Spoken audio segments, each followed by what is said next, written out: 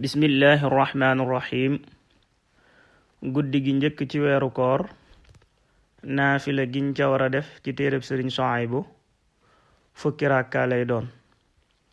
rakka bu ci nekk fatiha benn yoon, inna anzalnaahu ak qul yaa ayyuhal kaafiruun ak suuratul ixlaas lu ci nekk ñaari yoon. nee na loolu ku ko def sunu boroom subhaanahu wa taala dina araamal sa yaram sawara, te it boo ñaanee sa aajo sunu boroom subhaanahu wa taala dina ko faj inchaa allah.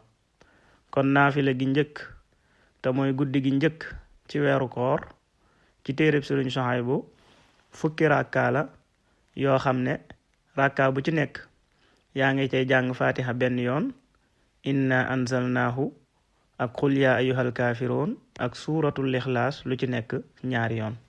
yàlla nañu yàlla defal kooruk jàmm bi jaahi nabil Mustafa sallallahu alayhi wa sallam.